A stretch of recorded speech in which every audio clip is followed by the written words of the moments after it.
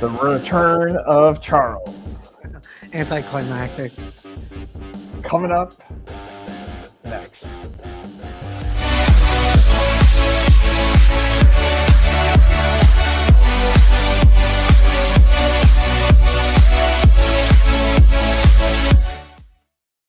Look, I had to do last two solo.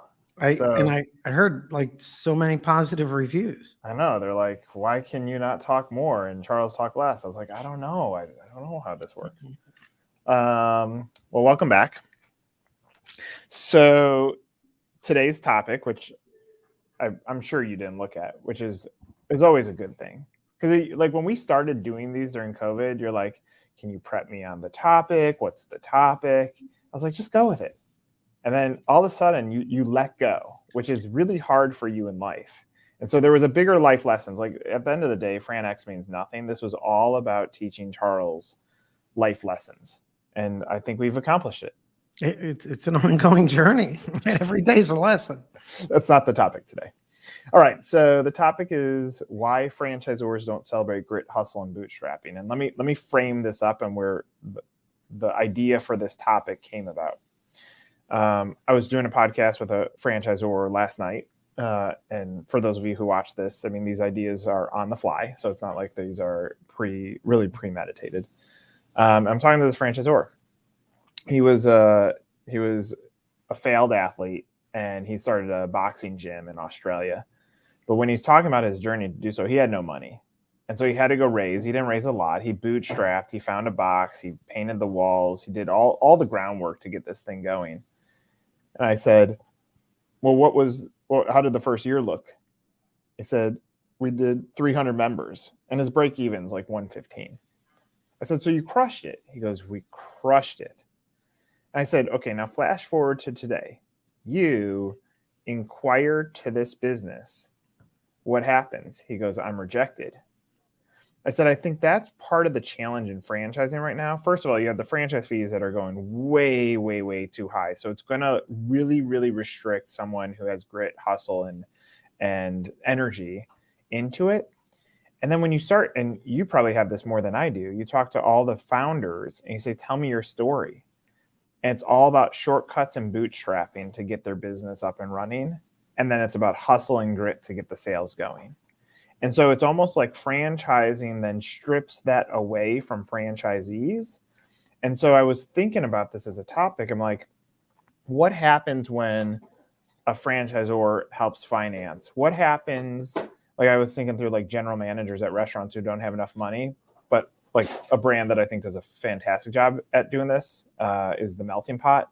They take general managers and their franchisees celebrate it. Like the franchisees all collectively go in together on some of these units to say, let's put the money behind the jockey. You bet on the jockey, not on the horse. And so I've been thinking about this a lot over the last 24 hours, that franchising probably locks out the highest performing potential franchisees. And then what they end up doing is they end up going and creating their own businesses because they needed someone to believe in them, mom, dad, friends, whatever. And so I think about this boxing business. He's the fastest growing one. He hustled. No one believed in him. If he didn't catch that money and get someone that's like, yeah, I have your back. And he said in his sales process to investors, he goes, I promise you one of two things. I'm either going to fail in the first 6 months or I'm going to succeed. And there's no gray area. And I thought that was a pretty cool statement for him to go to the investors. He's like, I'm going to throw everything at this thing. And if I can't figure it out, then I failed. But I'm going to do everything in my power to figure this thing out. And so anyway, so it brought up the topic of, I think franchisors say you are disqualified as a franchise candidate financially. You're seen as a tire kicker. And for whatever reason in the sales process, there's no measurement of grit or hustle, which is such an intangible asset, but it's probably worth more than the capital they can bring to the table in most scenarios.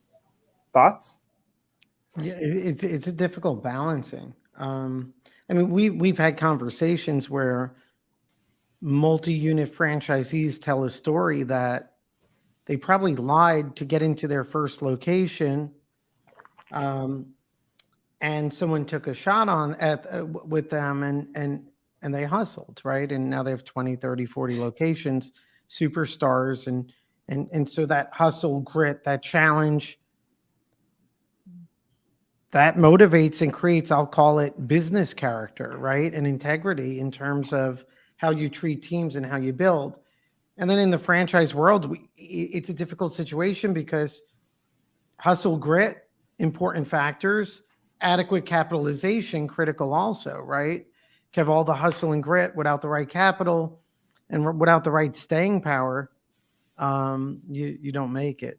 So, and I guess if I threw it out there, one topic you would raise or potentially agree with is, hey, these high franchise fees don't help. And they may be weeding out the grit and the hustle. And I agree. In many ways, the franchise development process, the qualification process, who the companies that sell leads, who they're qualifying and contacting on LinkedIn, they're all targeting one specific type of franchise buyer, which is a career transition buyer with a 401k and right capitalization. And you don't have the next Rocky. You're missing Rocky versus Apollo here. I think that's the point, though. Like, if you look at the founders that any of the founders that you think about, and you own the slogan "Entrepreneurs Kick Ass," and the reason entrepreneurs kick ass is because brick walls that face them, they bust through. Like, even me saying those words out of my mouth, I can think through many of the stories, Sweetwater Ices, like people that are willing to bust through walls and just need a shot. And franchising, even though that's what like the foundation of so many stories of the franchisors are built from, the bootstrapping, the I'm painting my walls on my own, they almost get like sideswiped by branding and franchise fees. And it's like, what happens to the brand that says, I'm going to go bottle up this grit, I'm going to help finance this business, I'm going to go bet on the jockey? What happens to those franchisors that are built of the one that you're talking about that we had on, a tropical smoothie, that he's like, they should not have qualified me. I snuck through. I may have lied. But then he goes on to be their biggest franchise owner. It's like we're missing the part of the point of franchising. We're not betting on Rocky. Well, and the other look, if we reverse engineer it, think about the prototypical new franchisor, emerging franchisor. They've been homogenized. When you go to their website, when you have the conversations, developers and franchise experts are homogenizing them. You don't really know the founder. You don't know the pain point and the struggle they overcame. You don't see any of the hustle or grit that they endured or displayed to create this amazing business. And so now that's hidden. If that's front and center, you have a better shot at connecting, right? Instead, we're homogenizing like, hey, it's easy. Just buy as many territories as you can, flip the switch, and you're good to go. But so for when we speak with our startup and emerging franchisors, I talk about asymmetry and an asymmetrical approach to the franchise world. And it's part of it is putting on display that hustle and grit and spitting out blood and warning the few, like, you're going to join this tribe, but you better be ready to fight. This is no easy. So I think it also happens on the franchisor level. I think there's probably a reason, like the food brands, some of the food brands, more of the emerging food brands, when they capture someone who can barely put together the money, but is a fan of the brand and is a fan of the founders, like that fanatical side ends up allowing them to kick into a different gear. And so, but that's the grit and hustle that we're talking about. But again, like in the sales process, I said to the boxer dude, if he inquired to his business today, what would happen? He was like, I would be disqualified. I go, and who are you? He goes, I'm the best franchisee. And it's like, how do we fix that? Well, I think at the franchisor level, well, number one, we have to be realistic. Capital is capital, right? But I totally get what you're saying. There's a whole spectrum of franchise buyers and franchise opportunities where hustle and grit is at equally, if not more important than capital, right? It's always important. I think franchisors need to incentivize and create programs to attract those people, right, and build around it. And that may mean training, that may mean support teams, that may mean being candid about just buying one territory and building from there, or helping them with financing. Like I talked with Guidant the other day, and we were talking about Rob's loans and SBA, and it keeps on. This is the other side of it. It keeps on triggering something with me. I keep on asking this question when I'm doing these interviews with people. I'm like, go back to the day before you got into franchising. Did you understand what franchising was? And they're like, I had no idea. I said, and you're a franchise executive, right? And they're like, yeah. I'm like, but in the sales process, you go to a franchise website, show me a franchise website that says, before you inquire, let me show you, let us tell you how franchising works so that we can set some of your expectations. And along with how franchising works, like, and I asked him at Guidant, I said, how much cash do you need to buy a franchise? And we started talking about back of the napkin stuff. And he's like, it could be 10%, but then they want to see another 10% in cash beyond the loan.